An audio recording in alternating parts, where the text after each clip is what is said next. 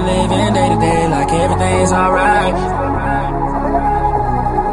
Just waiting on that moment. Waiting on my moment. Close your eyes real quick. Everybody close your eyes. And this is what I want you guys to do.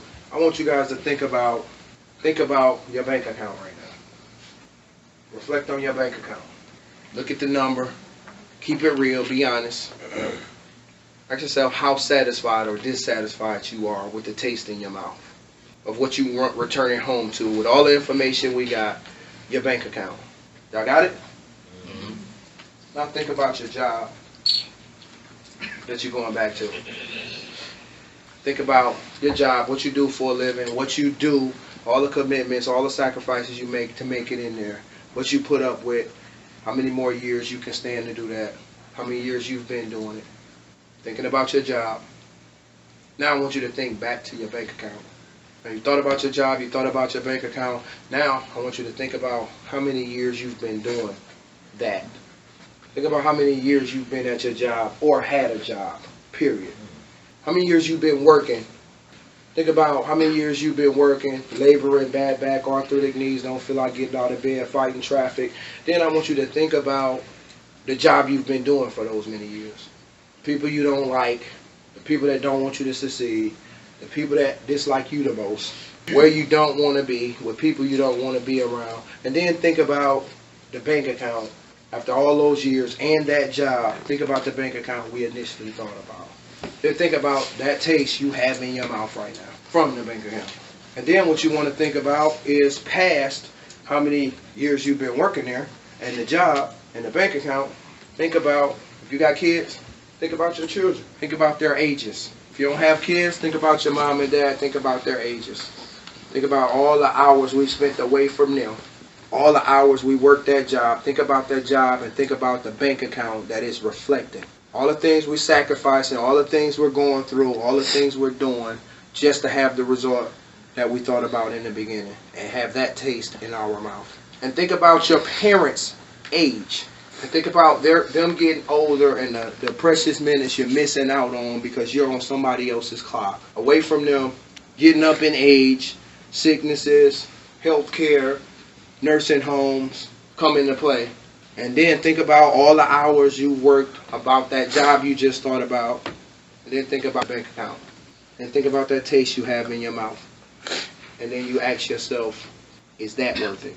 You think about your kids' age if you have kids, and think about, the precious time you're missing, helping with multiplication problems, helping with timetables, helping with division, helping with science projects, helping with flying a kite, helping with just going to the beach, helping with teaching how to ride a bike, taking the training wheels off, just spending time reading a book, tucking them in, having them fall asleep to lullabies.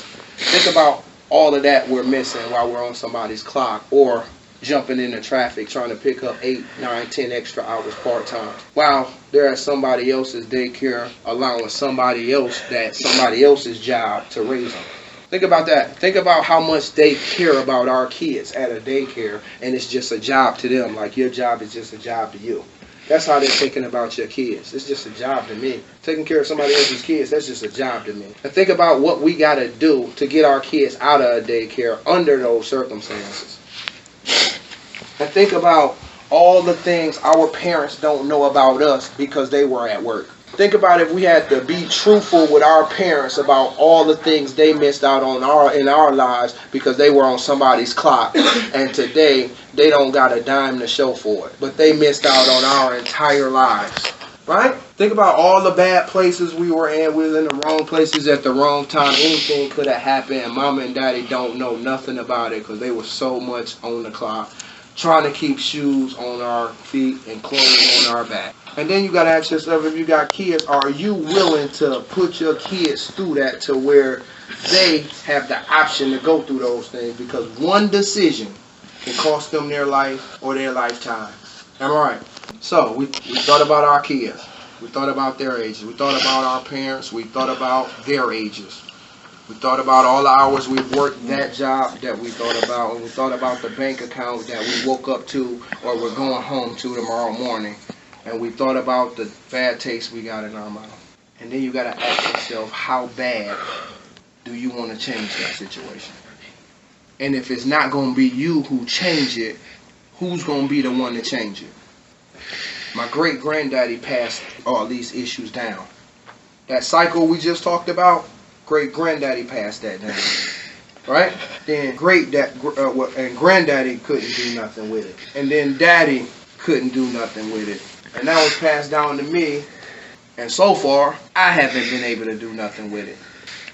And so think about your children. Everything this world is going through right now, are we going to pass everything we've been through and our parents been through and our grandparents and great-grandparents been through?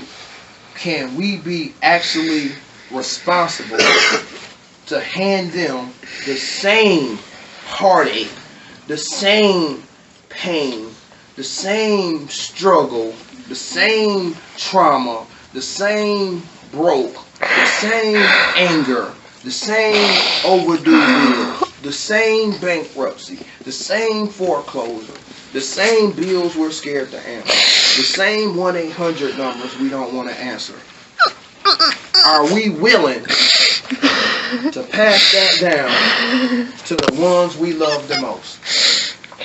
And if you are willing to accept that, you're free to walk out. If you're free to accept that fate for the generations to come, you're free to walk out.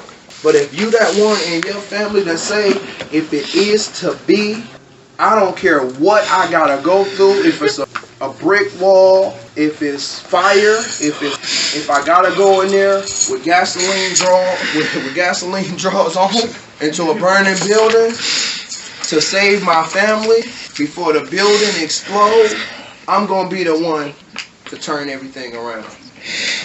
I'm gonna be the defining person to change everything for everybody. To where instead of overdue bills paid off. Instead of car notes, car titles. Instead of notes, deeds. Am I making sense? Instead of trips, vacations. Instead of student loans, trusts, funds, stocks, bonds, CDs, scholarships, yachts, cruises, beaches, sand, commas, blessings, tithing, offering, giving, charities. Right? We just got to get sick and tired enough of showing up to family reunions and people arguing about who didn't buy a plate, who didn't pay for a t-shirt, sneaking clothes in closets not to show you snuck into an account.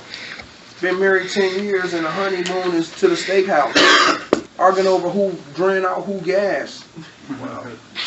If this weekend didn't make sense, who signed us up for what we just internalized? To the point, so much, we so committed that we won't quit that. Because granddaddy didn't quit it, right? Great-granddaddy didn't quit all that. Because if he would have, he wouldn't have left it up for me to do it. Daddy didn't quit it, but we'll quit 6 figures in 6 months, 2 digits before the comma. We'll quit platinum jackets, platinum watches, $130,000 one-day bonus check. We'll quit on that, but what we just visualized, we'll go right back home to and say that push to the side. I just want to know who's in this room going to draw a line in the sand and say enough is enough. Say it together. Enough. Enough is enough. Is enough. Today, I'm leaving all that baggage. I'm leaving it in room 807. New Orleans, Drury Inn. I'm leaving all that baggage here. Because as God is my witness, with every breath in my body, I will not let 2013 be like 2000 through 2013. No more tomorrows that look like yesterdays. And this year's that look like last year's. Does that make sense? Scared to open bills. Am I making sense? Mm-hmm. Who told us that was our fate? Who came in our living room, sat all our families down and said, don't matter how many hours you worked, what job you're working, how many hours you stayed away from your kids, how many report card pickup days you miss, how many science projects you miss, how many game-winning free throws you miss. It don't matter. This is all you guys are ever going to have. And put a rep agreement on the table. And because it was free, guess what we did? For the next 40 years. And won't quit that. Does that make sense?